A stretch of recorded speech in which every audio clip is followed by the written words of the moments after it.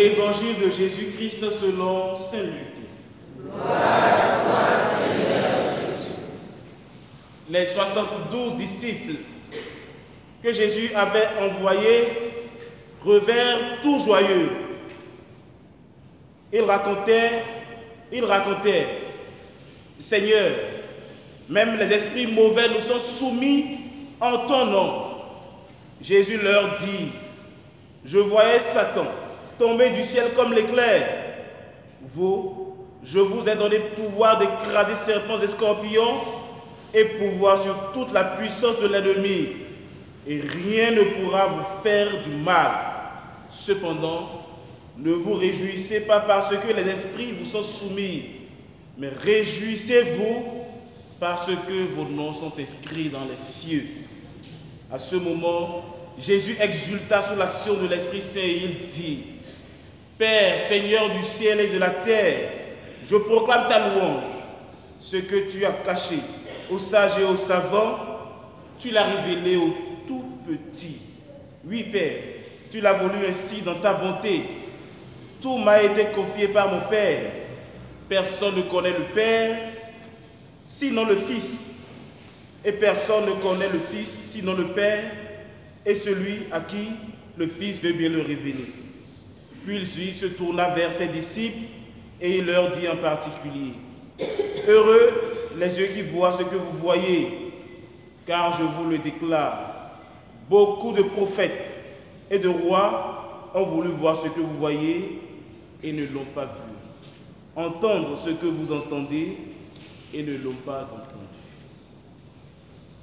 Acclamons la parole de Dieu. Louange à toi, Seigneur Jésus.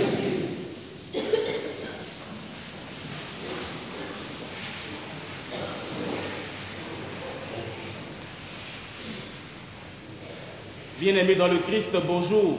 Bonjour, mon Père. Je voudrais, tout au début de cette homélie,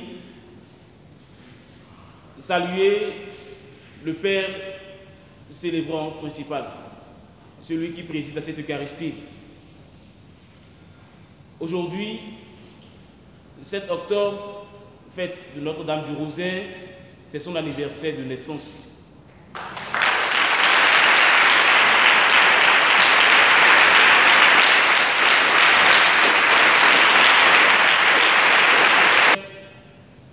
Le 8 août dernier à Saint-Michel. Et c'est pour moi une joie de le dire, il est actuellement le plus chauvin du Bénin.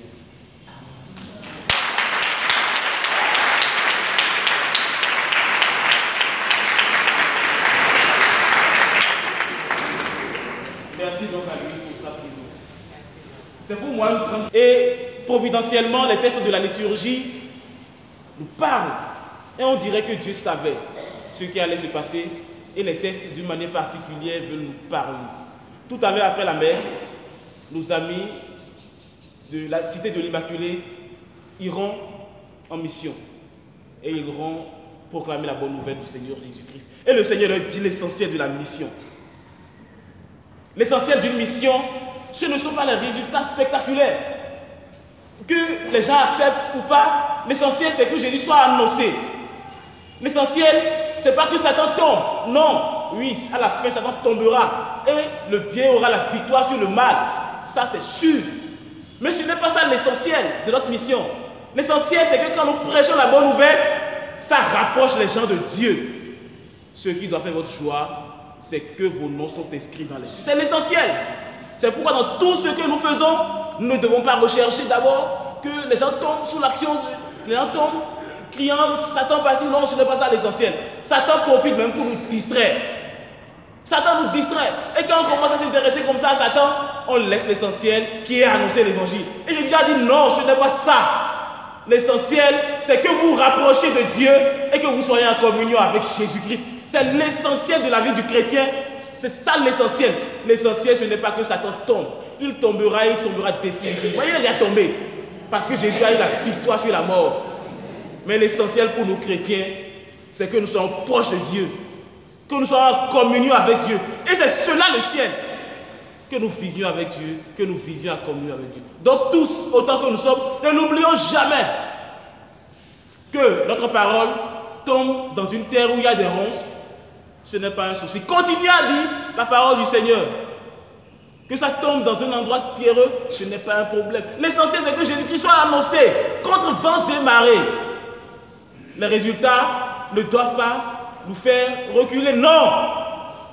Que les gens acceptent ou pas, nous allons continuer à annoncer Jésus-Christ contre vents et marées, sans jamais oublier que l'essentiel de notre mission, le résultat le plus important que nous devons attendre, c'est que nous vivions en communion avec Dieu.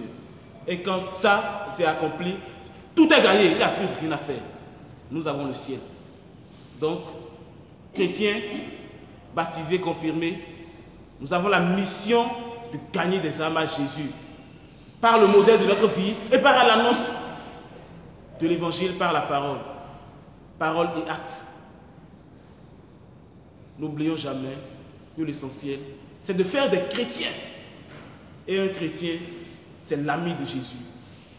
Un ami qui vit en communion avec Jésus. Et le Seigneur nous donne la condition pour vivre cela. C'est de vivre comme les tout-petits. Et les tout-petits, c'est ceux-là même. Voyez un enfant, un tout-petit, et sa mère. Il ne peut rien faire sans la mère. Toute sa vie, c'est dans les mains de sa maman et de ses parents. Vivons comme ça, abandonnés dans les mains de Dieu, et nous vivrons heureux. Et Dieu lui-même nous révélera les secrets du royaume. Pour entrer dans ces secrets, il faut être tout petit, savoir apprendre à s'abandonner totalement à Dieu, sans réserve. Aujourd'hui, nous fêtons Notre-Dame du Rosaire. C'est après la victoire des Turcs en 1673. Ces Turcs qui avant ont prié la Vierge Marie que cette fête a été instituée parce qu'ils ont compris que la Vierge avait intercédé pour eux. Nous sommes dans le mois du Rosaire et aujourd'hui c'est le jour des silences où nous fêtons Notre-Dame du Rosaire. Et nous savons la puissance du chapelet. C'est une âme puissante contre Satan et ses anges apostats. Tous autant que nous sommes, nous devons prendre cette prière au sérieux. On entend les chefs de communauté, des gourous, dire aujourd'hui nous allons passer à une autre forme de prière, plus de Je vous salue Marie, parce que Je vous salue Marie c'est périmé. Ils sont morts eux, ils n'ont plus la vie en eux. S'ils pensent que Je vous salue Marie est dépassé, c'est d'abord eux-mêmes qui sont dépassés, parce que c'est une âme puissante. Un seul Je vous salue Marie a fait fuir Satan qui résistait à toutes les prières d'exorcisme. Et aujourd'hui, maintenant, on va nous dire Je vous salue Marie est dépassé. C'est eux-mêmes qui sont dépassés. C'est eux qui sont dépassés. Parce que l'Église de Dieu vivra toujours. Et la prière du rosaire est une arme très puissante contre le mal. Ceux qui n'ont pas encore réussi à dire le rosaire peuvent profiter d'aujourd'hui et des samedis de ce mois pour prier le rosaire et ils verront eux-mêmes les grâces innombrables qu'ils auront en récitant cette prière. Que Dieu lui-même nous bénisse, qu'il veille sur nous, qu'il veille sur nos pas, qu'il veille sur notre cœur pour que nous demeurions toujours en lui et que nous fassions contre vents et marées sa volonté qui est de rapprocher les hommes de Jésus-Christ. Le Seigneur soit avec vous.